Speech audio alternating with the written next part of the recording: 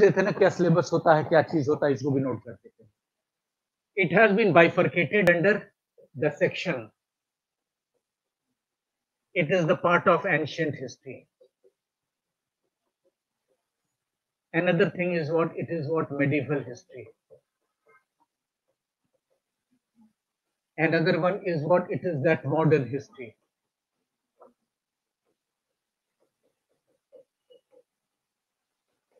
ये जो तीनों सेक्शन को आप देख रहे हैं, this is the syllabus of your preliminary examination. ये पीटी एग्जामिनेशन का आपका सिलेबाई. दूसरी चीज, अब जो इसके बाद जो चीजें आती हैं उसमें नजर आ जाता है वर्ल्ड हिस्ट्री, और एक और आता है उसको कहा जाता है पोस्ट इंडिपेंडेंट हिस्ट्री, PIA. लेकिन इसमें एक और चीज को जोड़ दीजिए आप लोग. वो जो नई चीज 2013 में जोड़ा गया था वो आर्ट है, कल्चर है, and the term is heritage.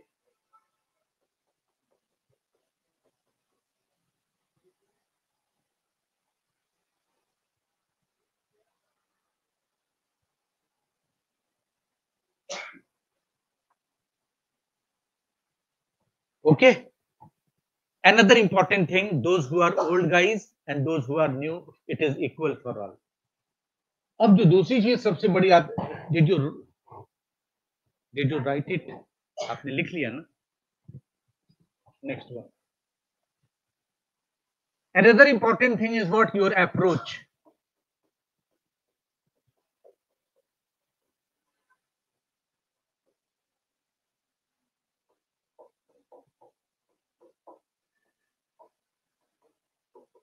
खुशबू, अगर मैं आपसे सवाल करूं, ये शब्द पहले कभी सुना है या नहीं?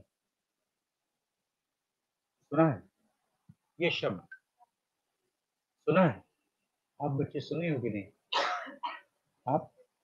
आप कब से, कितनी उम्र से? ये क्लास 1 से.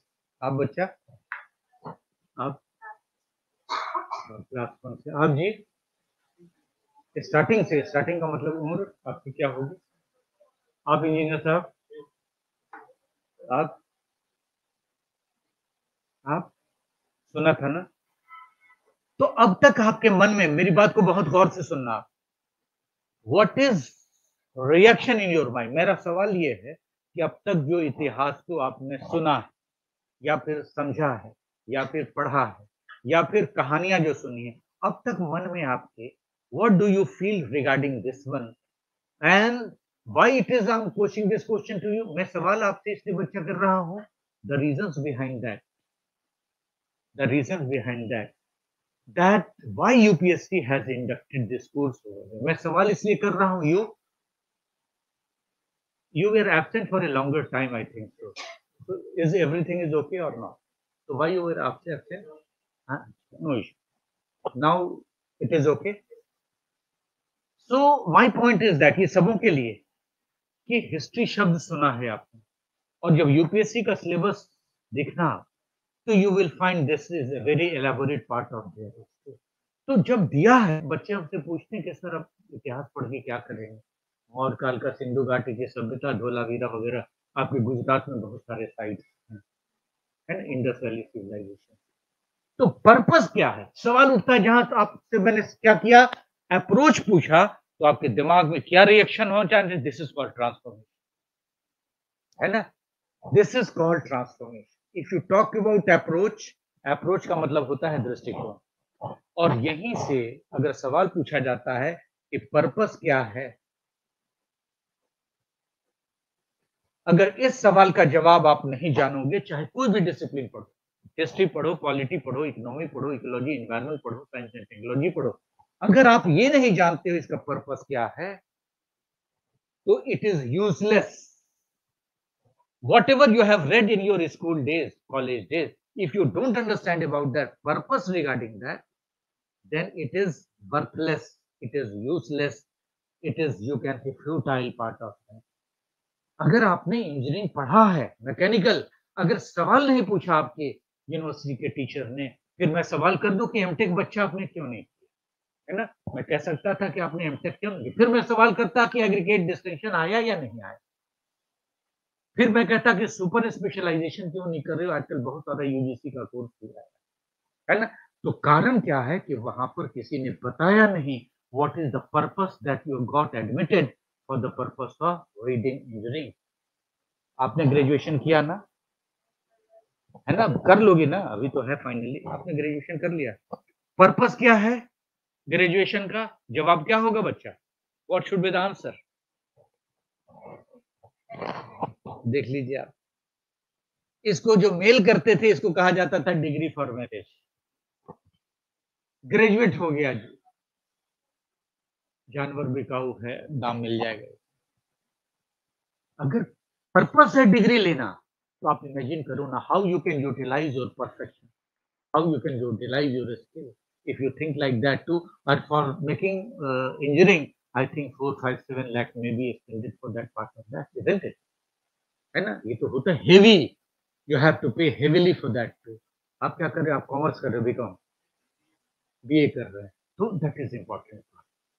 तो first you have to understand about the purpose, and this is called transformation. जिस दिन आप पर्पस हर चीज का जान जाओगे, खाने में भी बदलाव कर लोगी। आप कुछ स्पेशल डाइट लेती हो कि नहीं? स्टार्ट किया है, बच्चा गड़बड़ हो जाएगा, तो प्रेशर होगा ना, दौड़ करोगी ना, बहुत दिक्कत आ जाएगी, है ना। बच्चियां गिरती बहुत हैं फिजिकल फिटनेस में, अभी भी बहाली होगी ना कांस्टेबल एसआई की, गिरती, लॉन्ग जंप में, हाई जंप में तो तुरंत गिर जाती है। मैं तो जानता हूँ ना कि समस्या कहाँ पे है, problem, where is the problem over there. तो you have to change this part of that. First you have to understand about that. आप यहाँ पे आई हो, क्या नाम बताया आपने? नाजिया। आप यहाँ पे आई हो तो एक क्लियर कर लो व्हाट इज द पर्पस। आप यहाँ पे सभी आए हो, मैं फिर रिपीट कर रहा हूं, व्हाट इज द पर्पस। जब पर्पस पता चल जाएगा, then you will start working on that line. जहां पर्पस पता चला, आप उस लाइन पे काम करना शुरू करोगे, और जहां उस लाइन पे काम करना शुरू करोगे, when the mentoring, proper mentoring is going to provide to you, then the result will be. अगर पर्पस ही नहीं जान पाए हैं, अब जो गलतियां हो गई हैं हो गई हैं, अब मैं चाहूंगा कि ये गलतियां नहीं। तो ऊपर में क्या लिखा हुआ है? हिस्ट्री। सभी लोग, कहा जाता है जन्मजात चीज है जिसके बारे में जानकारी है लोगों को। इतिहास, इतिहास, इतिहास के प्रति आपका अप्रोच क्या है? What do you feel? अगर कोई कहता है कि आई एम स्टडिंग हिस्ट्री, मैं हिस्ट्री जानता हूं, तो आपको क्या फील होगा? What is your reaction regarding this? एकदम क्लियर कट बताओ, जोर से सबों के लिए।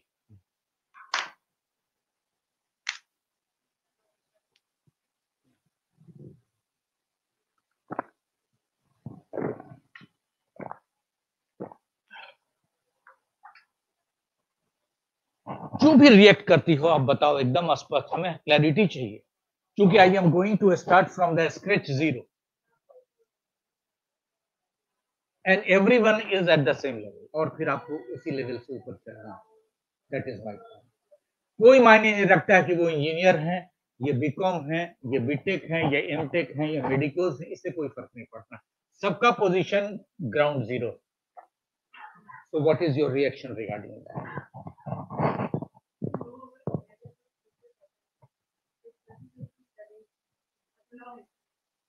Your reaction, my point is that, मेरे सवाल को समझ।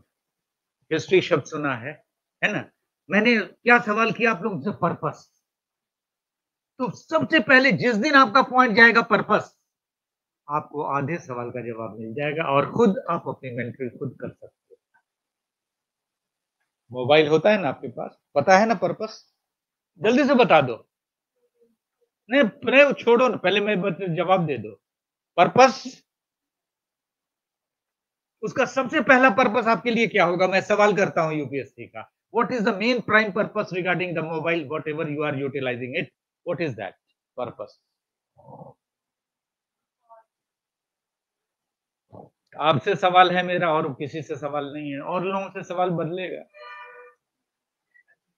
छोड़ूंगा तो नहीं यार।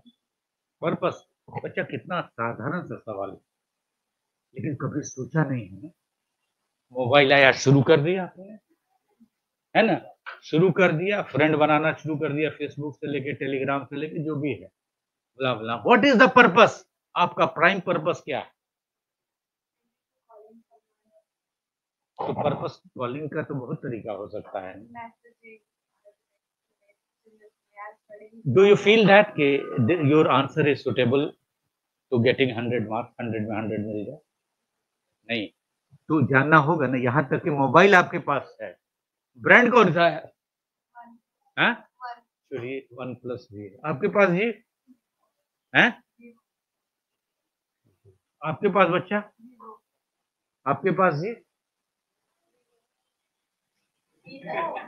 आपके पास? क्या बात है? अच्छा, इसलिए आपके पास कौन सा है? हैं? हाँ? MI सोच लीजिए ना, है ना? MI है। What is the purpose of MI?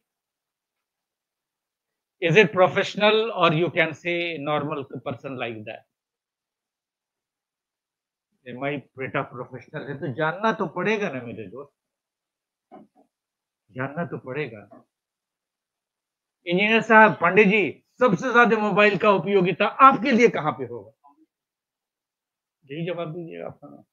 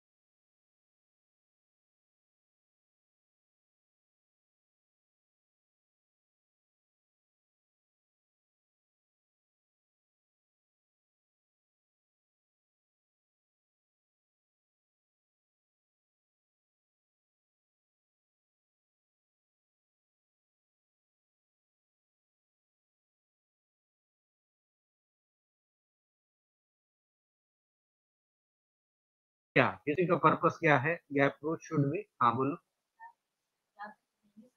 Very good.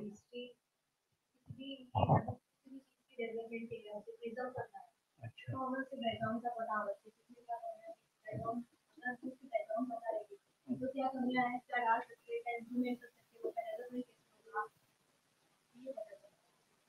one thing you should have to keep in your mind is that I think you must have attained the age of 18 or 19.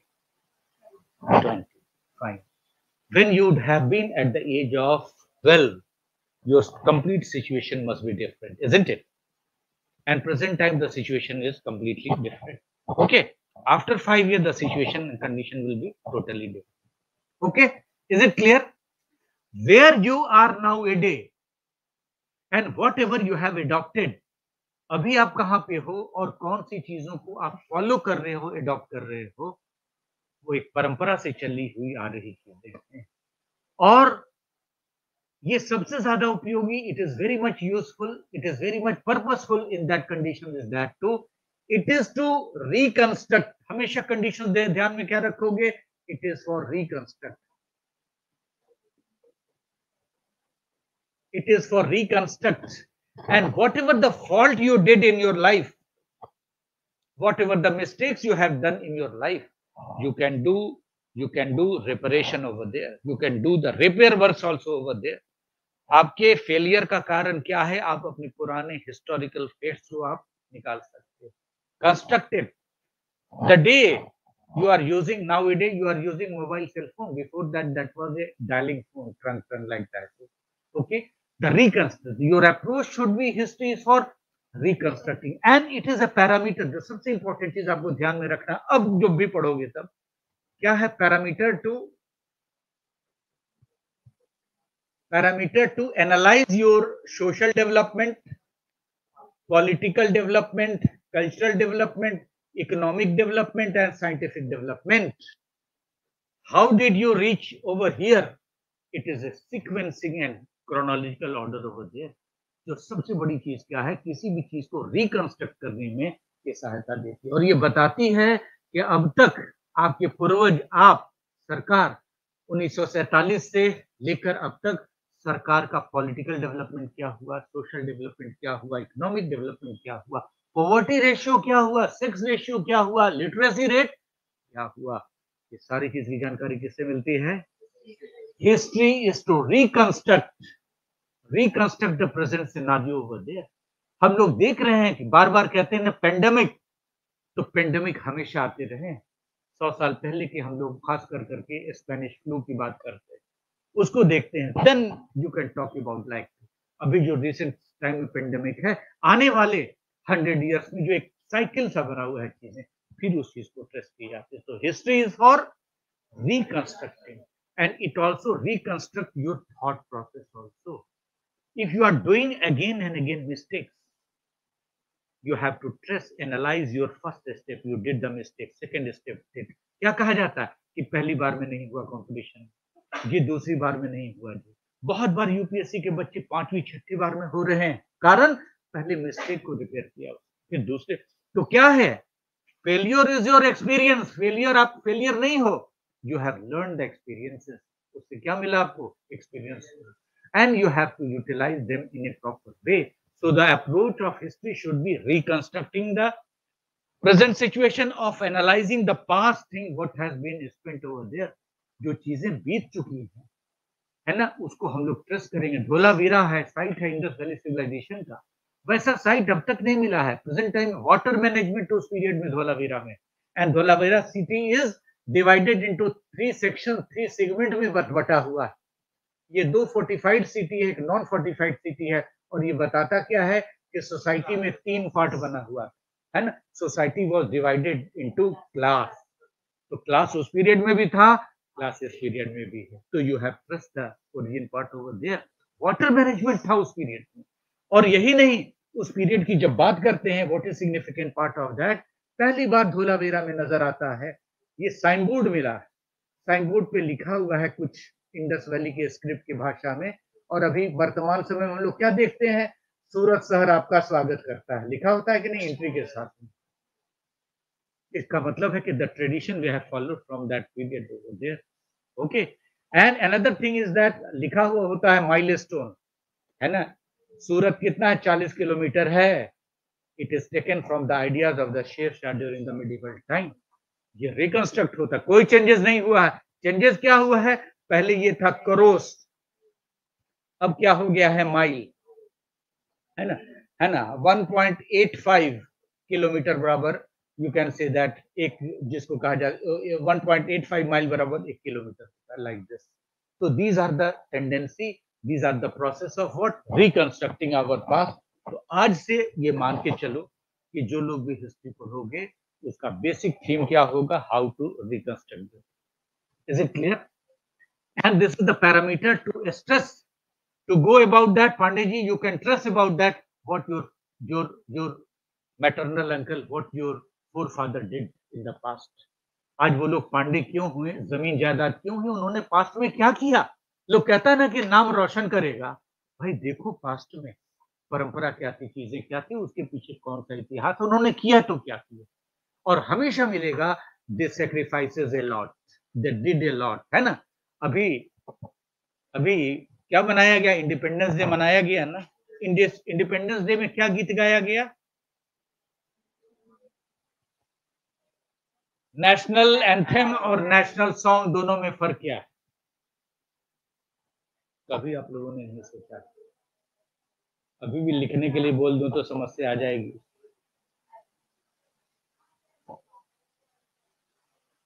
हाँ जी बोधी वाला, बहुत देर से तुमको सवाल नहीं किए। दोनों में फर्क क्या है? लिखने के लिए सवाल आ जाएगा, 50 शब्द लिखो नेशनल एंथम पे, नेशनल लिखो नेशनल सॉन्ग। तो क्या है, क्या इंपॉर्टेंस दोनों का क्या है? तो बताइए ना क्या है। ये तो पता है, ये तो पता है, आपका अलग है, आपके दोस्त का अलग है क्या? अगर सोचो ना, ये दुर्भाग्यपूर्ण स्थिति है या नहीं? ये जानना चाहिए बच्चा कि नहीं जानना चाहिए? बता, टेल मी फ्रैंकली। हाँ जी, है ना? सलामी दोगी किसी को भी अधिकारी होकर करके, कितने तोप के सलामी दोगी? ये तो पूछना ही व्यर्थ होगा, अभी के लिए मुश्किल हो जाता है। हाँ जी, जानना चाहिए नहीं जानना चाहिए? खाली आपके पास इंफॉर्मेशन है बच्चा, इन्वॉल्व।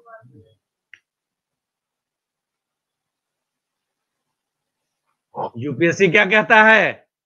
अंडरस्टैंडिंग चाहिए, हमें नॉलेजेबल आदमी चाहिए, हमें बकवास आदमी नहीं चाहिए। हमें एक इंजीनियर चाहिए, जो इंजीनियर पूरे सोसाइटी की समस्या का समाधान कर ले। चाहिए या नहीं चाहिए? हमें डॉक्टर चाहिए, जो सोसाइटी को हेल्दी सोसाइटी बनाते हैं। पता चला कि उसको थर्मामीटर सेंटीग्रेड और फ़ारेनहाइट में डिफरेंस नहीं है, तो फिर तो हो गया काम ना बच्चा, है? उसको पता नहीं है कि फंगस डिजीज क्या है, प्रोटोजोइक डिजीज क्या है, बैक्टीरियल क्या है, वायरल क्या है, तो फिर तो काम हो। यूपीएससी कहता क्या है? हमें काबिल आदमी चाहिए, हमें समझदार आदमी चाहिए। ये पूरे सूरत शहर को कमिश्नर या डिस्ट्रिक्ट कलेक्टर चला रहा है। आप सोचो ना, अमन शांति से जी रहे हैं हम लोग, पूरा कोविड में खुला है, हर जगह फाइन है, पेनल्टी है, सारी चीजें। It is run by one system over there, और वो काबिल आदमी, टैलेंटेड नहीं, एकदम कॉमन आदमी। And this is why it is called journalist.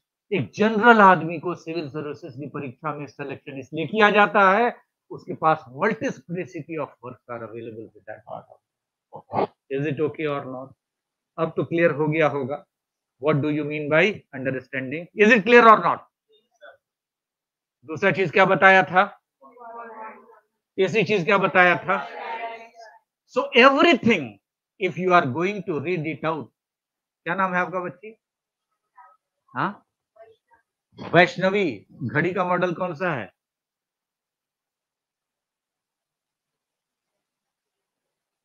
क्या है? Made from? Made from? हाँ, ठीक से बताओ। तो मैं कहूं कि ये घड़ी तुम्हारी नहीं है, तो क्या जवाब दोगी? किस हाथ में बांध रखा है आपने? है? राइट में क्यों नहीं बांधा है?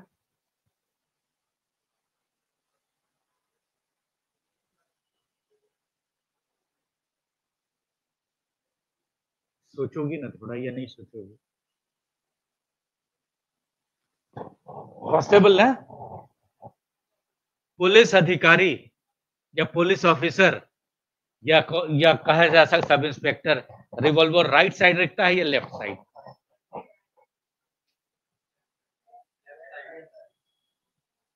श्योर हो जाओ यार पहले, तुमको तो पूजा होना, ये सॉरी, खुशबू होना पड़े। फिजिकल ट्रेनिंग कराए है कि नहीं ये लोग? अभी नहीं कराए? हाँ जी। अरे देखो ना, सड़क पे नजर तो आ जाता है सब ना।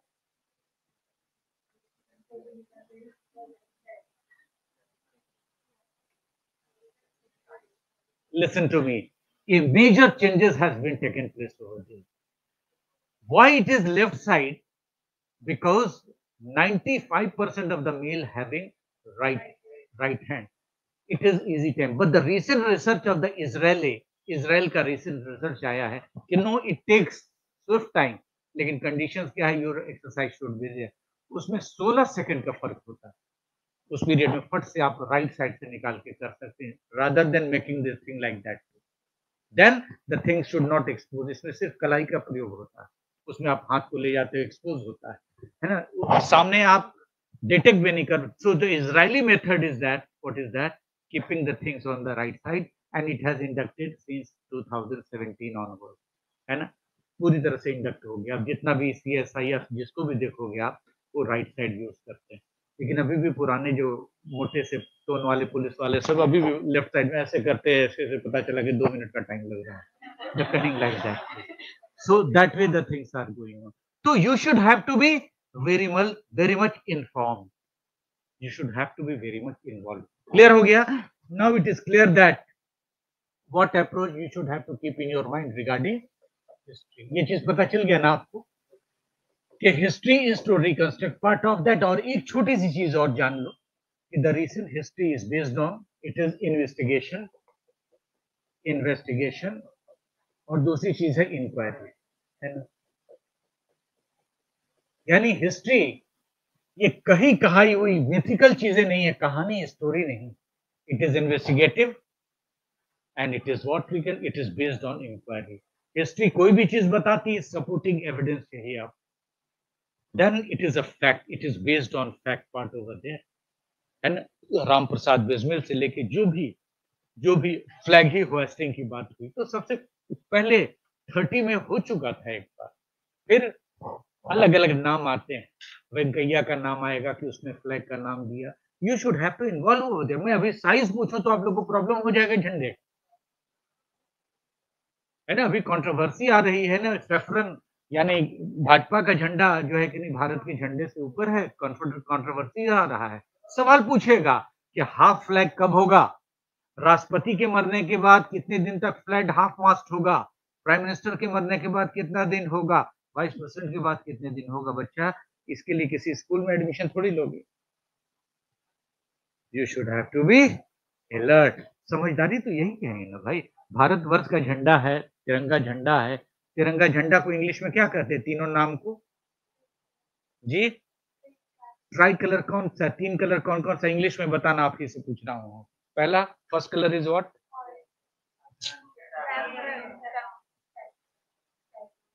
दूसरा, तीसरा, हाँ, पर्पस ऑफ ग्रीन,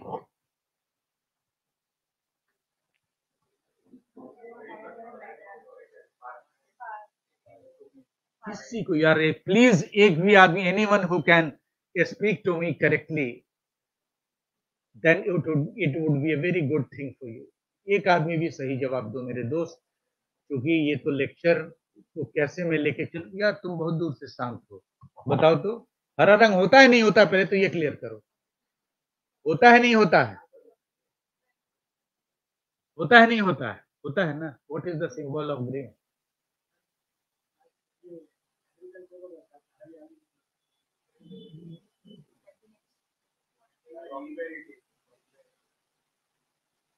क्या बोले, बिल्कुल सही, प्रॉस्पेरिटी है, प्रोग्रेसिव है ना, खुशहाली की निशानी है, हरी है हरियाली।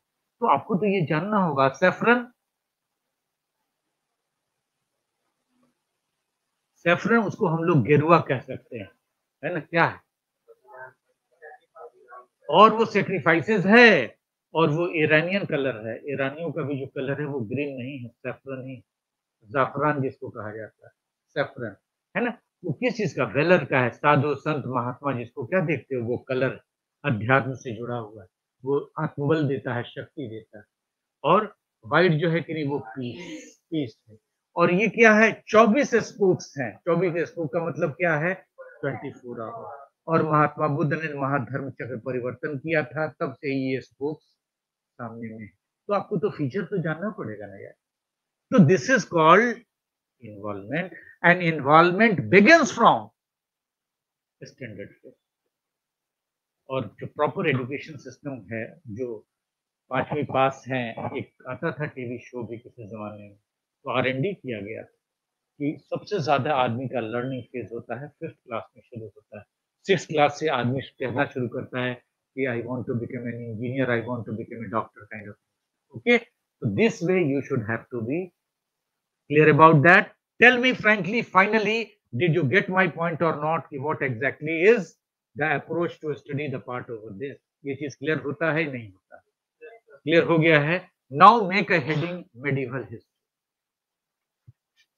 Now make a heading medieval history.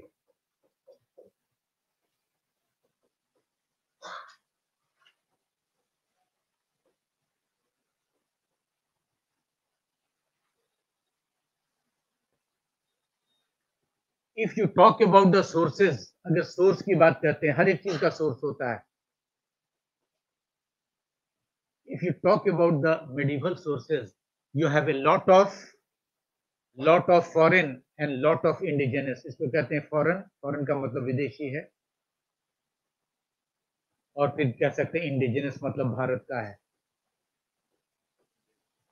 और जो सबसे बड़ा सोर्स का कारण बनता है, जो दो चीजों को you have to keep attention over there. One is archaeological और another one is literary. These are the sources over there. On the basis of that, the true justification can be done. इसी basis पे आप justify कर सकते हो कि ये चीज सही है, ये चीज गलत है. This way you should have to keep in your mind. Okay. And one of the major, you can say, the text available over there. The text is what? It is Tahqiq-e-Hind. Tahqiq-e-Hind. And another name of this book is also known as Kitab-ul-Hind.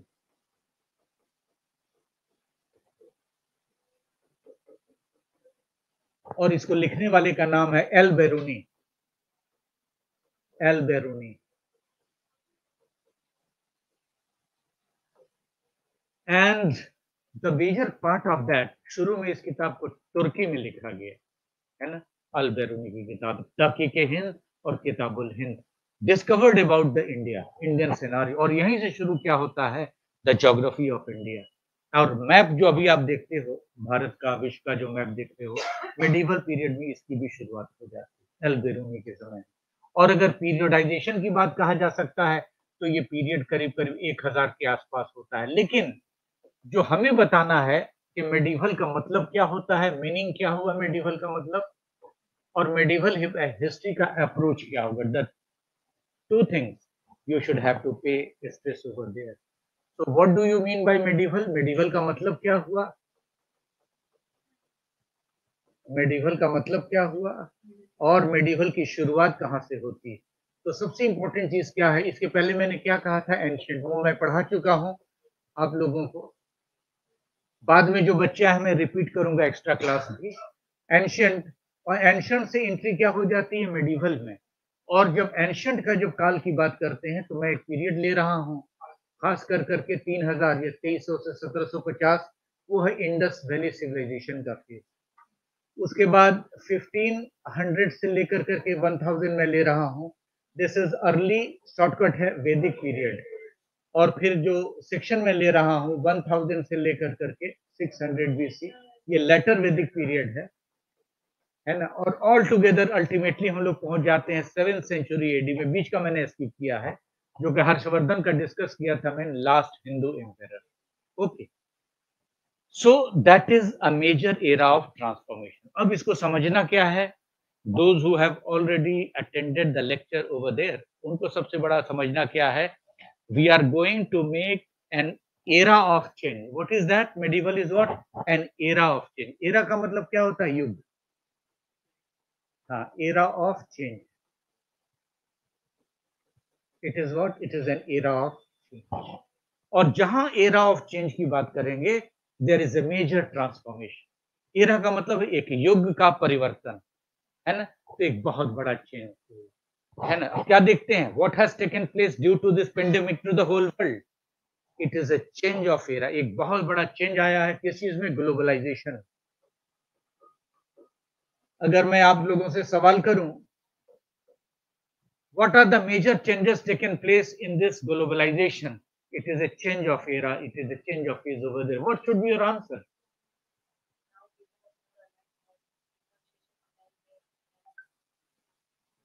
Or anything else?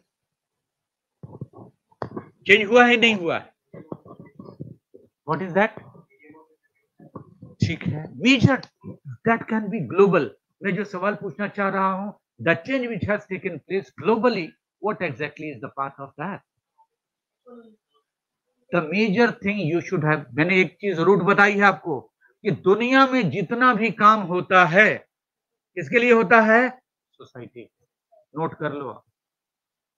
दुनिया में जो भी political system है, the objective is for making the benefit to the society. हमेशा एक ही चीज के ऊपर फोकस होगा पॉइंट आपका। आप सभी बैठे हो सोसाइटी की, मैं यहाँ पे क्लासेस ले रहा हूँ सोशल के, सोशल की। तो social part is what the major thing came to prominence over here is that तो सोशल डिस्टेंसिंग। आया नहीं आया एक शब्द? आया नहीं आया? Okay, this is one thing came to prominence over due to COVID. This has taken place, and this has taken the shape in a different way. It has given the lesson of what, how aesthetically you should have to keep yourself clean. आप कैसे aesthetically अपने आप को clean कर सकते हैं, कैसे अपने आप को maintain कर सकते हैं, sense of hygiene होना चाहिए। यहाँ तक कि even though if you talk about the children, those have attained the age of 2.5 years, they have also taken the mask over there. Just imagine about that. And now they have been accustomed taking the mask, covering the mouth with mask, and they are playing in a common, you can say, a parlance over there. And the trend of the business has also been changed. The life system of the people has also been changed over there. So many more changes has taken place. So even though the planks of the business economy has also taken turn to a different way, isn't it? So this is changes has taken place. Transformation. So the social change has taken place. In this social change, a new thing has come up. Afghanistan. Just imagine about that. What development has taken place? It is a matter to concern, grave concern to the whole world. ये पूरी दुनिया के लिए बहुत बड़ा सोच का मुद्दा है। 20 साल तक अमेरिकन सोल्जर वहां रह के किया क्या? इतना ज्यादा स्ट्रॉन्ग कर दिया तालिबान को कि वो डेमोक्रेटिक सिस्टम को खत्म कर दिया। भारत एक ऐसा देश था जो पूरी तरह से अफगानिस्तान को सपोर्ट कर रहा था। ये पूरी पूरी दुनिया के ऊपर एक बहुत बड़ा क्वेश्चन, अभी भी मेडिवल काल की चीजें नजर आ रही हैं कि तालिबान उस चीज को कर रहा है। और भारत में भी तालिबान एक्टिविटीज बढ़ रही है, लेकिन दूसरे ढंग से बढ़ रही है। इस चीज को नोट कर लो आप। मैं पब्लिक डोमेन से बात कर रहा हूँ, मैं इस पे क्लास भी लूंगा डिटेल। बढ़ रही है ये चीज। आप किसी भी जाति धर्म को आप हटा दो, लेकिन the things are going like that too. The people those who are doing a very aggressive talk against any kind of caste too, that is again that kind of act over there. And you are all the time praising the guy, you are providing them what, a different kind of award and prize over there, or they feel like that too. अगर मैं ये बोलता हूँ तो हमें ये उपाधि भी मिलेगी और मैं घूमता फिरूं।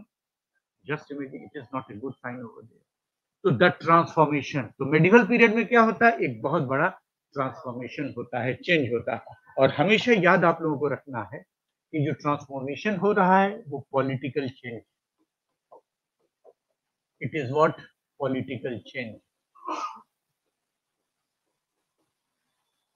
The second thing is what, जहां पॉलिटिकल चेंज हुआ है वो इकोनॉमिक चेंज होगा।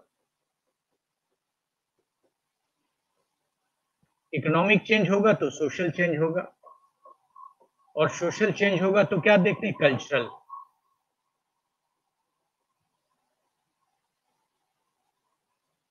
Okay, and one thing regarding the UPSC, those who are going to appear in this UPSC examination, in this class I think 3 musketeers are not available.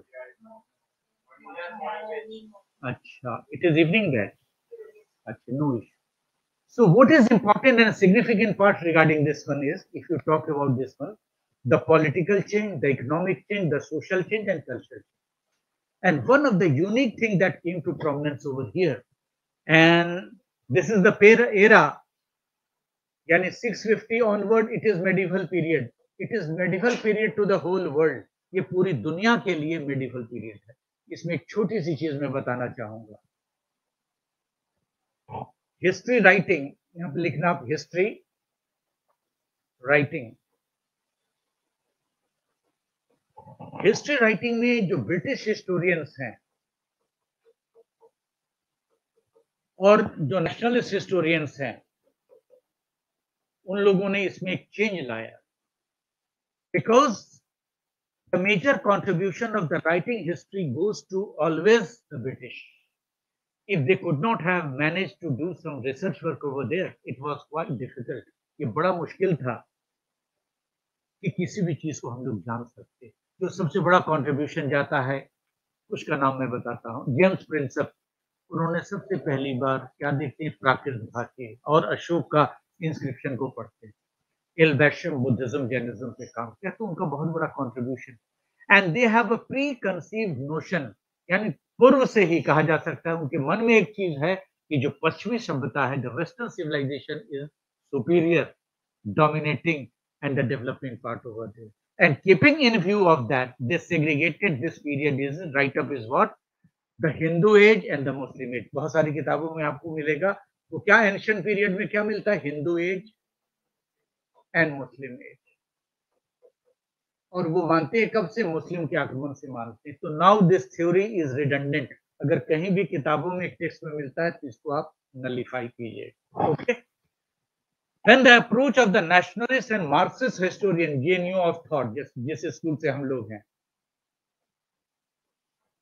Marxist historian का जब thought आता है, तो they challenge that if you are writing about the Hindu history, the period of the Hindu age, the period of the Muslim age, then why not you are writing the period of the Christian age? आप Christian age क्यों नहीं लिख रहे हैं?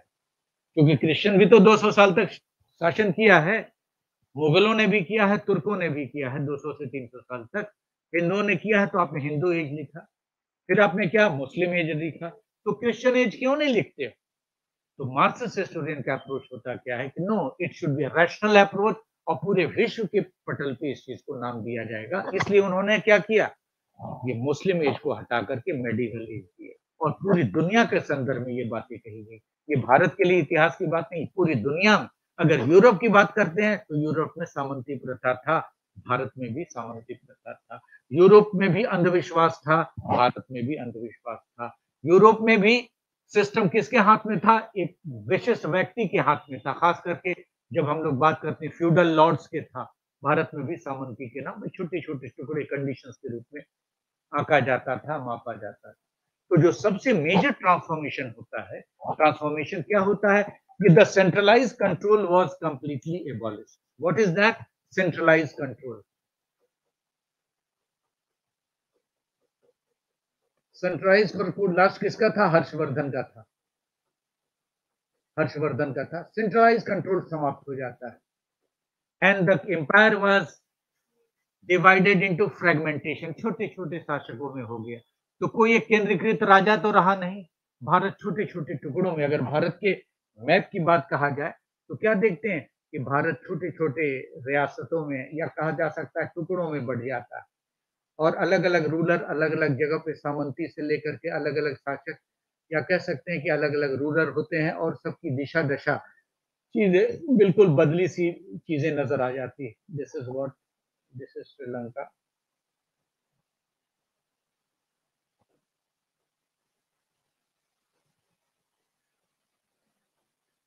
Conditions क्या देखते हैं? This is another umpire, this is another umpire. फिर क्या देखते हैं? इधर एम्पायर है। सारे के सारे सिस्टम किस में है? टुकड़ों में बटा हुआ है। फ्रेगमेंटेड पाल है, पाल प्रतिहार राष्ट्रकूट है। It is not a unified empire. तो जब यूनिफाइड एम्पायर नहीं है तो political system is collapsed, economic system is collapsed, social and cultural system is collapsed. And even though one of the unique thing जो भारत में सबसे अद्भुत चीज डेवलप होती है, मेडिवल काल में आर्किटेक्चरल डेवलपमेंट बहुत फास्ट होता है, और जो शुरू हो जाता है एंशियंट टाइम से, उसको हम लोग, जो मंदिर है नगारा स्कूल ऑफ आर्किटेक्चर होता है, उसके बाद नगारा के बाद जो है वेसारा है, उसके बाद है द्राविड़ा है। ये different type of architectural development होता है। उसी पीरियड में क्या कह सकते हैं हम लोग कि खजुराहो, खास कर करके जो टेम्पल एक इंपॉर्टेंट चीज नजर आती है। फिर क्या देखते हैं? उड़ीसा।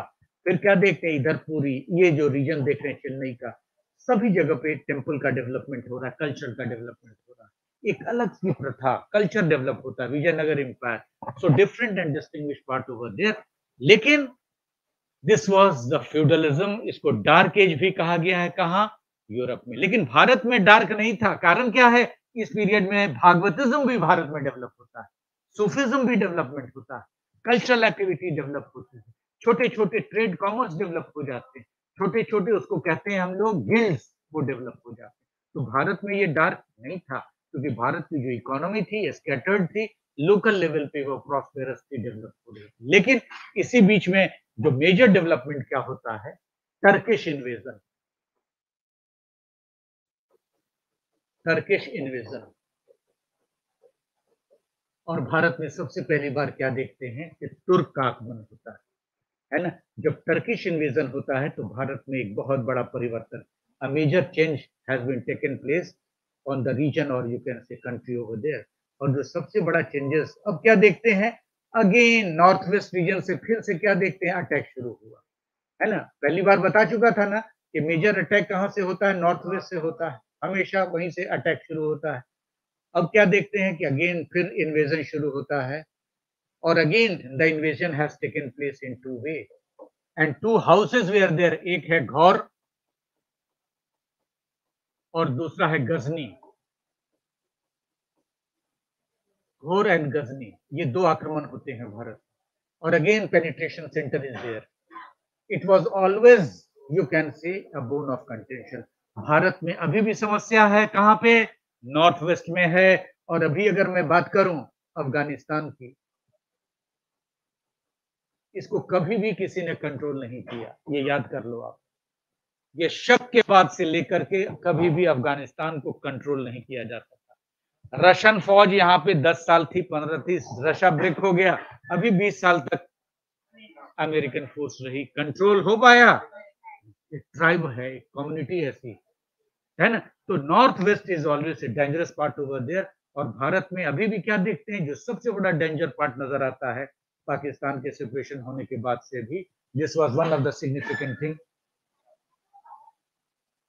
ड्रावर में है मेरे, this was one of the significant part over there. Is it clear? तो आप समझ सकते हो कि अफगानिस्तान से रिलेटेड क्वेश्चन इतिहास में फिर से बन नजर आता है ना। This was the situation of medieval period over and two people came to this country, it is what Ghor और गजनी। और फाइनली क्या देखते हैं in 1192, that is what, Muslim rule in India was established. Muslim rule, और जहां Muslim rule establish हो जाता है, this is the transformation has taken a stride. Transformation में एक ठहराव आ जाता। बच्ची मेरी बात समझ रही है कि नहीं, समझ रही है? कोई दिक्कत हो तो पूछ लेना। If you feel any difficulty please you have to be open yourself. आप अपने आप को बिल्कुल ओपन कर लो, शक व संदेह नहीं, क्योंकि मैं दिल्ली से यहाँ आया हूँ कोई डाउट को छोड़ने के लिए। If you are proceeding to your house, try to carry on whatever you want to have. Okay? And the major changes which has taken place, it is what I told you. क्या देखते हैं, Turkish invasion होता है और फिर Turkish invasion होने के बाद क्या देखते हैं, पूरा के पूरा नॉर्दर्न इंडिया को कंट्रोल कर लिया जाता है। ये कश्मीर वगैरह पूरा के पूरा रीजन। इसके पीछे का इतिहास जो मैं बताऊंगा आप लोगों को, 17 छोटे छोटे इंपेरर हुए। मैप से बता दूंगा उसको नेक्स्ट क्लास जो होगी। कारकोटा डायनेस्टी से लेकर करके सारे के सारे डायनेस्टी, राजपूत है, चंदेला है, बुंदेला है, पाल है, प्रतिहार, सारा का डिस्क्रिप्शन में करूंगा। करीब करीब 16-17 छोटे छोटे एम्पायर होते हैं। And keeping the advantage over there, the attack of this, इसके पहले आक्रमण हो जाता है 712 में मोहम्मद बिन कासिम का सिंपल, लेकिन that was not continued for the longer period. So my main objective is regarding that to Muslim rule in India was established. Muslim rule. Muslim rule. And when the Muslim rule in India was established, what are changes has taken place? Political system.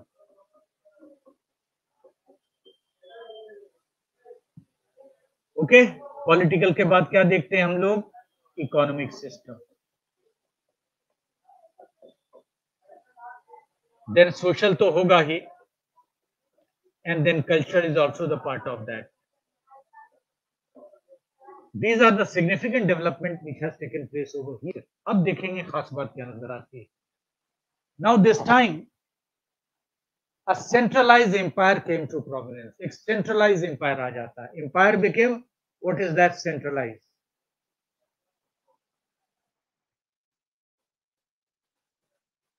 And the state became, और state जो बनता है वो मिलिटरिस्ट state बनता है।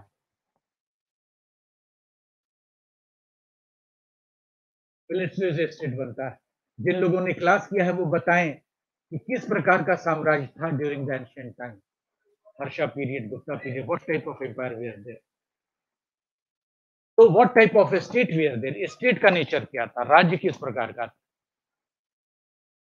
Centralise था, ठीक है, माना मैंने, लेकिन किस प्रकार का राज की अवस्था क्या थी, राज की स्थिति क्या थी?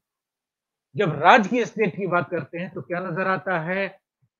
वो धर्म पे आधारित है ना। धर्म, धर्म का मतलब क्या देखते हैं? वहां पे रिलीजन भी एक डोमिनेटिंग फैक्टर है ना। पीपुल वेर आल्सो रिलीजियस, है ना, and they were not centralize. And इस पीरियड में क्या देखते हैं? Different type of departments were there. लेकिन अब जो राज्य बनता है वो पूरा मिलिट्री पर आधारित होता है। यानी मिलिट्री का मतलब क्या होता है? ये सारी चीजों को कंट्रोल कौन कर रहा है? सुल्तान। हाँ, sultan was the pen and power of this time. Military का हेड कौन होता है? सुल्तान होता है। और सुल्तान के आते के साथ एक और जो चीज सामने आती है, भारत में उस पीरियड में क्या थी? धर्मशास्त्र की व्यवस्था से लॉ का होता था। अब कहा यह होता है? कुरान की बात होती है, और इसको कहा जाता है theocracy. It is called theocracy. Theocracy का मतलब है कि प्रशासन में धर्म का इंटरवेंशन। ओके, उस पीरियड में थियोक्रेसी टर्म का मतलब क्या है? धर्मशास्त्र एक किताब के रूप में ली गई थी, वहां से कानून व्यवस्था को लागू किया जाता था। What we notice over here, it is a theocratic, यानी मिलिट्री से स्टेट है, साथ में थियोक्रेसी है। मतलब क्या है कि सुल्तान के साथ साथ जो दूसरा पावरफुल आदमी कौन नजर आता है? दैट इज ऑल्सो काजी। सुल्तान तो सबसे पावरफुल है ही, सुल्तान के साथ में क्या नजर आता है कि यहाँ पे काजी, यानी रिलीजियस ऑर्डर भी एक सबसे इंपॉर्टेंट चीज है, सामने आ जाती है। इसीलिए कहा जाता क्या है? Theocratic state. Theocratic state, it was completely militarist and centralize, हमेशा याद रखना। It was completely militarist and centralize. और मिलिट्रिस्ट और सेंट्रलाइज का एक एक एग्जांपल जल्दी से आप बताओ तो आपसे जी। मिलिट्रिस्ट स्टेट का सबसे बड़ा नेचर क्या है? सेंट्रलाइज स्टेट का नेचर क्या है? जो मौर्य काल में भी सेंट्रलाइज स्टेट था। What is one of the example is that? आप बताओ जी, बोधी वाला। सेंट्रलाइज मतलब king has directly connection to the people. It was centralized. Again, it was centralized, but supported by the religious order. और क्या religious order था? कुरान है और शरीयत है। शरीयत समझती हैं आप? शरीयत का मतलब है कि हदीस में जो चीजें लिखी हुई है, दैट इज कॉल्ड शरह, या फिर कहते हैं शरीयत। इज दैट क्लियर और नॉट? बच्चे कोई भी डाउट है तो पूछ लो। क्लियर है या नहीं? आप जी क्लियर है? So and this has made a complete change over. जहां पे कानून व्यवस्था कुरान से डील होगा तो नेचुरल है कि एडमिनिस्ट्रेशन भी बदल जाए। अब जो यहाँ पे टैक्सेशन था, पहले मैं क्या बताया था? The process of taxation was 1/4 to 1/6। Very good, clear था ना? अब यहाँ पे जो कानून होता है किसका होता है? अब जो इस पीरियड में टैक्सेशन की प्रथा है, now the taxation is based on, उसको कहते हैं क्या है हम लोग? खाम्स, कहते हैं खिराज,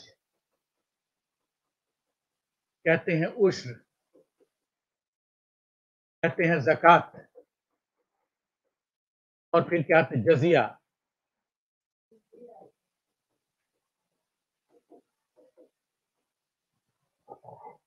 दीज आर द टैक्स। बदल गया ना?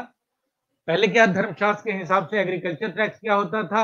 1/4 से 1/6। अब क्या देखते हैं? मौर्य पीरियड से लेके गुप्ता पीरियड में वेरिएबल है ना। 3 टैक्स भी बताए थे हम कि देवदान विलेज होता था, ब्राह्मण को दे दिया जाता था। एरिपत्तित होता था, अग्रहारा डिस्कस किया था हमने। अब ये चीज किस पे हो गया? खाम्स है, खिराज है, उश्र है, ज़कात है, जजिया। और जजिया was charge on what is that term? क्या है? Non Muslim. हमेशा कंफ्यूज मत करना आप, ये यूपीएससी में कई बार सवाल पूछा गया है। नॉन मुस्लिम, नॉट हिंदू, हमेशा याद रखना, नॉन मुस्लिम। और जो जजिया पे करते थे, दे वर कॉल्ड जिम्मीज, दे वर कॉल्ड जिम्मीज। जजिया जो पे करते थे, जिम्मीज, and they were the protected class. सरकार इनसे क्या लेती थी? कर लेती थी, कर लेती थी, बदले में सुरक्षा देती थी। अब जजिया किस पे लगाया गया, इस चीज को भी जान ले, क्योंकि जजिया का भी नेचर बदला। जजिया उस पे लगाया जाता था जो तंदुरुस्त जवान हट्टा कट्टा होते हुए भी मिलिट्री सेवा नहीं देता था। यानी हर मिलिट्री असिस्टेंट का मतलब क्या है, हर आदमी को मिलिट्री सर्विस कंपलसरी होगा। तो जो हट्टा कट्टा तंदुरुस्त होने के बाद भी जजिया नहीं देता था, यानी मिलिट्री सेवा नहीं देता था, उस पे जजिया कर लगाया जाता था। लेकिन क्योंकि शरीयत कुरान को लेके चलते थे, बूढ़े पे जजिया बूढ़े आदमी पे नहीं लगता, महिलाओं पे जजिया नहीं लगता था, हैंडीकैप पे जजिया नहीं लगता था, बच्चों पे जजिया नहीं लगता था, महिलाओं पे जजिया नहीं लगता था, क्योंकि कुरानिक लॉ और शरीयत था। तो यूपीएससी सवाल पूछता है, जजिया was, you can say that, applicable to the people, they were justified और नॉट। तो सवाल उठता है जस्टिफाइड है, वो एक रूल बना दिए। हाँ, ब्राह्मण पे भी नहीं था, यू आर एब्सोल्युटली करेक्ट, ब्राह्मण पे भी नहीं था। एक कंडीशन था, वो जानते थे कि ब्राह्मण भैया काम नहीं कर सकता है, उसको छोड़ दो उस किनारे। तो दिस वाज, यू कैन से, पौराणिक लॉ। दूसरा कंडीशन, खिराज एग्रीकल्चर टैक्स था, है ना, it was charge for agriculturist. और अगेन जो वेरी करता था ये 1/2 to 1/3। उश्र ये मुसलमानों पे टैक्स लगता था, ज़कात मुसलमानों पे लगता था, अपने साल में आमदनी का 1/40वां हिस्सा गरीबों में बांटना। उश्र भी था, ज़कात भी थी मुसलमानों को, यानी मुसलमानों को भी शरीयत के हिसाब से टैक्सेस दिए जाते थे। तो हाँ, क्या ये खम्स, उश्र, उश्र जो है ना, हाँ, मुसलमानों पे लगाया गया टैक्स था, जो भी आमदनी होती थी कृषक की, है ना। हाँ, ज़कात, ज़कात है 1/4 अपने आमदनी का उन्हें देना पड़ता था। हाँ, ज़कात समझते हो ना आप बच्चे, है ना? ज़कात का मतलब आपको जितनी भी आमदनी होती है, उसका 1/, अगर गोल्ड है, आपके पास प्रॉपर्टी है, तो उसका 1/4 देना पड़ता है। तो मेरे खाम्स का मतलब है कि युद्ध में लूटा गया माल, है ना? युद्ध में अगर सपोज़ सपोज़ माल लूटा गया, तो 1/4 हिस्सा जो है, 4th हिस्सा किसको दिया जाता था? सैनिकों को दिया जाता था, चाहे वो किसी भी कम्युनिटी के हो। Is it clear? तो एक चेंज आया या नहीं आया? इकोनॉमिक चेंज आया। और जो सबसे बड़ा चेंज क्या नज़र आता है, लिसन टू मी, कि सिक्का भी आ जाता है, और इस सिक्के को कहा गया है जित्तल। जित्तल भी कहा गया है, इसको दाम भी कहा गया है सिक्के को, इसको टाँका भी कहा गया, सिल्वर टाँका। और पहली बार जो सिक्का सामने आता है, उस सिक्के पे क्या दिखाया गया है? एक तरफ नंदी बुल है, एक तरफ क्या देखते हैं? हिंदू धर्म का नंदी बुल का पिक्चर दिखाया गया है, नंदी बुल को बैठे हुए दिखाया गया है। और दूसरी तरफ क्या देखते हैं? कुरान की जो आयतें हैं ना, उस सिक्के पे लिखी गई। और ये इल्तुतमिश के काल में ये सिक्का जारी किया गया। एक तरफ क्या देखते हैं? इस्लाम का है, दूसरी तरफ क्या? हिंदू है। यानी कम्युनिटी को एक करने का तरीका नजर चेंज आया कि नहीं आया? अब तक हम लोग एंशिएंट पीरियड में क्या देखते थे? केवल संस्कृत में या केवल हिंदू देवी देवताओं का चित्र होता था, लेकिन अब क्या देखते हैं? चित्र क्या देखते हैं? हिंदू भी है, मुस्लिम भी है। तो एक कल्चर तो ले आए ना ये लोग, कि अगर हमें शासन करना है, कहाँ? इंडिया में, जहाँ पे हिंदू धर्म के लोग हैं, और हम जाकर के वहाँ पर सौहार्द का माहौल फैलाते हैं, तो ये परंपरा गई। तो एक पॉलिटिकल और एडमिनिस्ट्रेटिव सिस्टम में बहुत बड़ा चेंज आया। पॉलिटिकल सिस्टम में चेंज होने के बाद इकोनॉमी भी बदल गई, सोशल लाइफ भी बदल गई, और सबसे पहली बार इन लोगों ने एग्रीकल्चर का पैटर्न ले आया। एग्रीकल्चर में गांव में देखा जाता है ना, अरहट्टा उसे कहा जाता है, यानी यानी बैल है ना, वो क्या देखते हैं? पानी के अरहट को खींचता है, और यहाँ से पानी निकलता चला जाता है, और इरिगेशन का सिस्टम होता है। तो पहली बार इरिगेशन के पैटर्न में बहुत बड़ा चेंज आता है, वाटर कैनाल का डेवलपमेंट होता है ना? क्या? हाँ, अरहट्टा पहली बार इंट्रोड्यूस करते हैं। और गांव में अभी भी आप देखेंगे अरहट कहा जाता है, बैल के माध्यम से जो पानी का सिस्टम चला जाता है। इकोनॉमी भी बदल जाती है, एग्रीकल्चर हो जाता है। मोहम्मद बिन तुगलक के पीरियड में सबसे पहली बार कैनाल सिस्टम आता है, नहर का सिस्टम है, रजवा उलघानी है, और पहली बार एग्रीकल्चर लोन देने की प्रथा उस काल में डेवलप होती है। अब समझो, और उसी का इम्पैक्ट है कि ग्रीन रेवोल्यूशन पंजाब और हरियाणा में पहली बार हुआ। ये किसका गिफ्ट है? सल्तनत काल का गिफ्ट। और इसी पीरियड में जो कल्चर शुरू होता है उसको कहते हैं इंडो इस्लामिक कल्चर। और इंडो इस्लामिक कल्चर की बच्ची सबसे बड़ी भूमिका क्या है? आज इंडो इस्लामिक कल्चर नहीं होता तो फिल्म इंडस्ट्री आप भूल जाते। आज मराठी में, गुजराती में फिल्म दिखाया जाएगा तो भाग जाओगे लोग। भागोगे नहीं भागोगे। उर्दू का ड्रेस है, सलवार समीज है, जो ट्रेंड है, पैटर्न है, वो डेवलप किया है। उर्दू भाषा आ जाती है, भाषा का भी विकास हो जाता है। This way major cultural change has been taken place. और जो कल्चर चेंज हुआ है, सलवार समीज का ट्रेडिशन आ जाता है, चूड़ीदार पैजामा का ट्रेडिशन आ जाता है महिलाओं का, है ना। और थोड़ा अब हम लोग ग्लोबलाइजेशन से पता चला मेल फीमेल का एक ही ड्रेस से जीन्स टाइप की चीज आ जाती है। तो कंडीशन क्या नजर आता है? पिज्जा खाना शुरू कर देते हो, है ना, फास्ट फूड आता है, जंक फूड आता है ना। तो दीज आर द कट, वो यूरोपियन के आने से वो चेंजेस होते हैं। तो कुल मिला के ये कहा जा सकता है the major transformation has been taken place in politico administrative system, in social system, in cultural system, और what we can see economic life. अब क्या देखते हैं? अब तक तो आप क्या देख रहे थे इस पीरियड तक कि मंदिरें बन रही थी। अब क्या बनना शुरू होता है? मस्जिद, है ना। अब तक क्या देखते हैं? हिंदू पीरियड में क्या देखते हैं? मंदिरें बन रही हैं। अब इस काल में क्या देखते हैं? मस्जिदें बननी शुरू होती है। और मस्जिद भी जो बनती है वो गर्दन वाली मस्जिद बनती, और बगैर गर्दन वाली भी मस्जिद बनती, है ना। ये टर्किश काल की मस्जिद है। तुर्की पीरियड में उसमें नेक नहीं होता था, लेकिन जब मुगलों के पीरियड में जाते हैं तो इस टाइप की चीजें शुरू हो जाती है। This was the condition. तो आर्किटेक्चरल डेवलपमेंट शुरू हो जाता है। फिर इसी पीरियड में सिखिज्म आता है तो गुरुद्वारा शुरू होता है। क्रिश्चियन आते हैं तो चर्च शुरू होता है। तो this is the major purpose regarding that. अगर हम इतिहास नहीं जानेंगे तो नहीं जान पाएंगे कि सिखिज्म क्या था। अगर इतिहास नहीं जानेंगे तो बुद्धिज्म क्या था, जैनिज्म क्या था, वो नहीं जान सकते। अगर इतिहास नहीं जानेंगे तो नहीं पता चलेगा कि पारसी क्या है, ज़ोरास्ट्रियनिज्म क्या है। तो these all the major changes has taken place over here. So this way, this led to the idea of development of what we can say medievalism or medievalism. Is that clear or not? अगर कोई doubt है तो पूछो, कल से फिर मैं topic को शुरू करता हूँ। Shukla ji, from tomorrow the medieval section should be started over there, and whatever the program has been designed to you for the courses, new or old guys, it can be done accordingly. हाँ जी खुशबू, अगर कुछ शक शुबा संदेह है तो सवाल करो। जजिया, देखो जजिया क्या था, ये एक इस्लामिक कर था। जजिया जब आए थे, इस्लामिक एक रूल था, और इस्लाम के मानने वाले लोग क्या थे कि हर एक आदमी को मिलिट्री सेवा देनी। इट वॉज ए कंप्लीट, क्योंकि मिलिट्री स्टेट था। क्यों? कि जितना ज्यादा पावरफुल आर्मी होगी उतना ज्यादा युद्ध को हम लोग जीतेंगे। क्योंकि तुर्की थे, वो कितना ज्यादा तुर्कमेनिस्तान अफगानिस्तान से कितना ज्यादा फोर्स लाते, तो क्यों नहीं यहीं के लोगों को तैयार।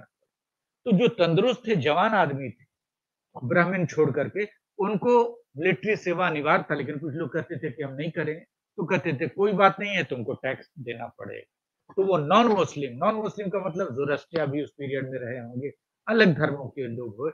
सवाल पूछता है कि हिंदुओं पर नहीं, हिंदुओं को नहीं, टर्म क्या है? नॉन मुस्लिम, तो उसको कहते हैं जजिया कर।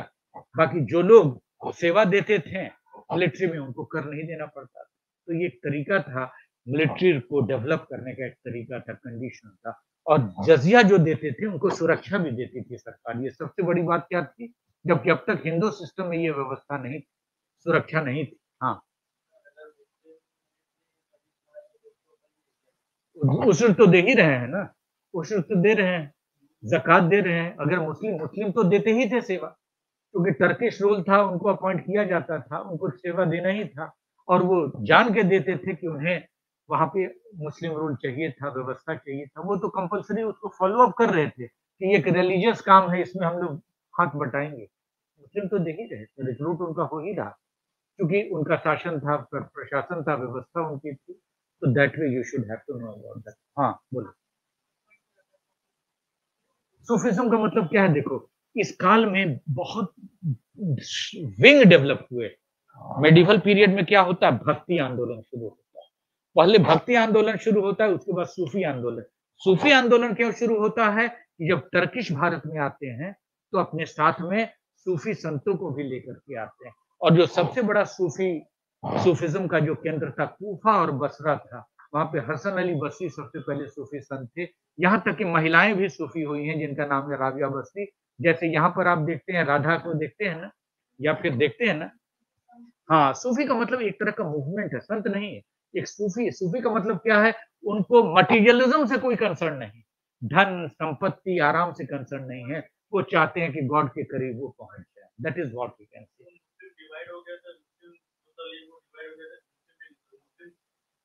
पंथ नहीं नहीं, पंथ हुआ था।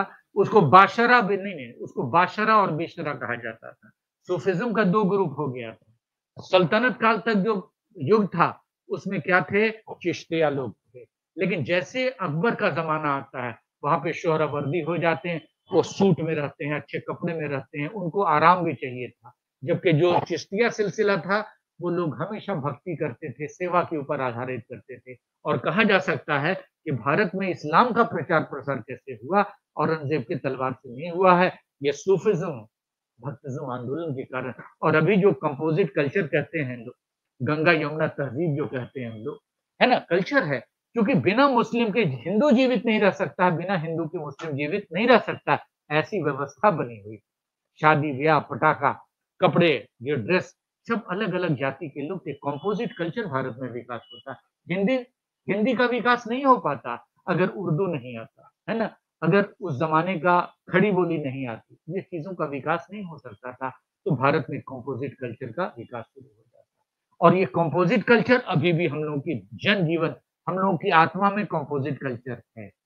हम लोग यहाँ तक कि खाना नॉन वेजिटेरियन हो गए हैं ना बाबा।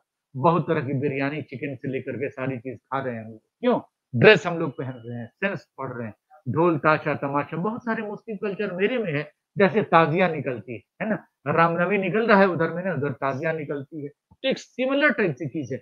जैसे ढोल ताशा गाना बजाना, ये दोनों में है। जैसे कीर्तन भजन हो रहा है हिंदू धर्म में, वहां पर क्या होता है? समा महफिल हो रहा है सूफी भक्ति से। कव्वाली कहाँ से आया? सारे के सारे कंपोजिट कल्चर की देन है। और फिल्म इंडस्ट्रीज का सबसे बड़ा कंट्रीब्यूशन है कि कंपोजिट कल्चर को घर घर तक पहुंचा देता है। तो this approach you should have to think in your mind. बच्चा समझे आप? कोई डाउट है तो पूछ लो। बाद में बाद में तो जजिया हिंदू पे भी लगा दिया गया था। हाँ, नॉन मुस्लिम टर्म हमेशा याद रखिए, क्योंकि सर्कमस्टांसेस है। फिरोज शाह तुगलक, मोहम्मद बिन तुगलक में चार्ज कर दिया गया। औरंगजेब के पीरियड में क्यों चार्ज किया गया? जागीर क्राइसिस हो गई। इतने सारे मनसबदार को आपने अपॉइंट कर दिया, तनख्वाह देने के लिए पैसा नहीं है, तो ज्यादा से ज्यादा रेवेन्यू कलेक्शन अभी गवर्नमेंट देखिए ना, किसको किसको चार्ज कर रही है रेवेन्यू, आप बता दीजिए। एक ठेला वाला भी आदमी को एटीएम देना पड़ रहा है, जीएसटी देना पड़ रहा है ना। क्राइसिस है, इसलिए आप दे रहे हो। आप इमेजिन करो ना, खाने के ऊपर में भी कर लगाना। पहली बार लग गया कि नहीं, फिर उन्होंने क्लियर किया कि छोले भटूरा पे नहीं लगेगा तो मिक्स वेजिटेबल पे लगेगा, पनीर पे। सोचो ना, ये क्यों ऐसा कर रहा है? रेवेन्यू कलेक्शन के लिए, अदरवाइज कोई कंडीशन नहीं। तो सिचुएशन कंडीशन आते रहे हैं, जाते रहे, तो क्या है, हम लोग पास है। ये छोटी सी बात करते हैं। अभी की ज्वलन समस्या क्या है, नाम सुना है कि नहीं आप लोगों ने? अभी किसान आंदोलन की जो मेजर समस्या है, किस चीज की है? एमएसपी। मतलब क्या हुआ? It was started by, listen to me carefully, एक लेक्चर भी डिलीवर मैं करूंगा, शेर शाह। याद आप लोगों ने रखा है, शेर शाह ने शुरू कर दिया। एंड शेर शाह करता क्या था? शेर शाह के पीरियड में लैंड का कंडीशन क्या था? ओलज, परौती, बंजड़, छच्छर, ये 4 वैरायटी ऑफ लैंड थी। ओलज वॉज एग्रीकल्चर, रेगुलर लैंड, जहां पे सालों भर पैदावार हो रहा है। परौती का मतलब है 1 साल होता है, 1 साल नहीं होता है। तीसरा क्या है? बंजड़, 5 साल से नहीं कृषि हुई है। छच्छर, जहां पे हमेशा पानी, वाटर लॉगिंग होता है। तो the land was categorised under the different, you can से फेस इट। और वर्तमान समय में भी है, आपने देखा है ना, एग्रो क्लाइमेटिक जोन सरकार ने बांट रखा। And the average of all the 3, यानी 3 साल के पैदावार का क्या किया जाता था? एवरेज 3 साल का निकाला जाता था। And it was fixed. Minimum support price क्या होता था? फिक्स कर दिया जाता, इट वाज फिक्स्ड। और जो फिक्स किया जाता था कोई भी बचौलिया नहीं होता था, it was between the peasant and the government. Okay, और उसको क्या कहा जाता था? पट्टा, PATTA, पट्टा। टर्म क्या है? कबूलियत, KABULIYAT, कबूलियत। कबूलियत का मतलब है कि मैंने कबूल किया, एक्सेप्ट किया। जो खास करके अभी MOU बनता है, that was there at that time. Just imagine about that too. अभी MST की बात, इसका ओरिजिन जाके देखो ना, उस पीरियड से भी। और किसान वाज नेवर एक्सप्लॉइटेड। लेकिन अब तो किसान का है, मंडी है, बिचौलिया है। और प्लस पता चलता है कि बड़े बड़े कैपिटलिस्ट हैं, वो सारे के सारे अनाज को मनमानी रेट पे खरीद लेंगे। तो कह रहे हैं ना किसान यही कि MSP मिनिमम सपोर्ट प्राइस कर दो। और शुरू में पंजाब में मिनिमम सपोर्ट प्राइस था, और इसीलिए किसान वहां के बहुत मजबूत थे। मिनिमम सपोर्ट प्राइस में क्या होता है? छोटी सी बात है, जान लो आप। अगर शुगर केन की पैदावार है, I am also the suffer regarding this. Sugar cane की पैदावार है, अनियन एक जमाने में मेरा ख्याल है कि वो 150 पर केजी था, है ना? अब शुगर केन है, अगर मार्केट का भी प्राइस क्या है? 45 रुपीज है केजी। क्या नाम है? शुगर। अगर मिनिमम सपोर्ट प्राइस अगर आपने कर लिया कि एक क्विंटल 100 केजी जो गन्ना है उसको वो खरीदेगी 500 रुपए में, अगर ये तय कर दिया गया, तो किसान प्लान करेगा कि हमें कितने शुगर केन लगाने हैं ताकि सरकार उसकी खरीदगी कर ले। Is it clear? तो सर वो प्लान कर लेगा। प्लान करने के बाद अकॉर्डिंगली वो उसमें काम करेगा, इन्वेस्टमेंट। सपोज किसान का इन्वेस्टमेंट होता है 20,000 रुपया, तो किसान इस पैटर्न पे किया है कि कम से कम उसको 30,000 रुपया मिल जाए। किसान पैदा कर लेता है, पता चला कि 300 रुपए क्विंटल है, वो भी आप डायरेक्टली दे नहीं रहे हो, तो लॉस हुआ कि नहीं हुआ? प्याज के कंडीशन में यही होता था, 150 रुपए केजी प्याज आप बेच रहे हो, लेकिन पता चला कि जब सारे किसान ने प्याज बेचना शुरू, प्याज लगा दिया खेत में, तो प्याज की कीमत आपने क्या कर दी? 20 rupees per KG. It is a huge loss to the condition. यही तो चीज मांग रहे हैं किसान कि भैया बता दो आप, उसी हिसाब से हम अपना प्लान करेंगे, उसी हिसाब से इन्वेस्टमेंट करेंगे। ये कर तो शीर एक्सप्लॉइटेशन। आज बिहार का सबसे बुरी हालत है, बिहार के किसान गांव में 14 रुपए 15 रुपए केजी धान मिलता है, 20 रुपए केजी कहा जा सकता है राइस है। आप मार्केट में जाओ तो 60 रुपए केजी राइस। कितना बड़ा एक्सप्लॉइटेशन हो रहा है। तो this is the basic part. If you go to the history, you can assess regarding that. अगर इतिहास को देखते हो तो सारी की सारी जानकारी आपको आसानी से मिल सकती है। ओके, बच्चा समझ पाए या नहीं समझ पाए? रही बात है बुक्स की, सेपरेट जो लोग की क्लासेस होंगे मैं उनको सेपरेट बुक्स बता दूंगा। जिनकी क्लासेस एज यूजुअल चल रही है, that is okay, part of that. Study material you will get, the magazine has come up. Shukla ji, I think you will distribute the magazine to the people over there. बहुत comprehensive magazine है, अगर वो आ जाती है तो I think no newspaper should go with that part. तो अगर एक्स्ट्रा टाइम है तो चले जाओ, लेकिन टाइम वेस्ट करने की जरूरत नहीं होगी। Whether you are going for UPSC और जीपीएससी के तीनों स्टेज एग्जामिनेशन की बात जा रही हो, तो no issue, no question arises that you have to go for the other part of it. हाँ जी, कोई पूछना है क्या? आप अगर किसी को कोई डाउट है, Pandey ji and all, you new guide, आप पूछ लो। Whether approach should be this one, bilingual लेकर के चलो, योर इंग्लिश में चलो, हिंदी में चलो, tell me frankly whether it is understandable और नॉट। ठीक है ना? Any questions regarding this one? And the schedule will be announced to you. No issue that schedule is not going to announce to you. So okay, so I am stopping the class.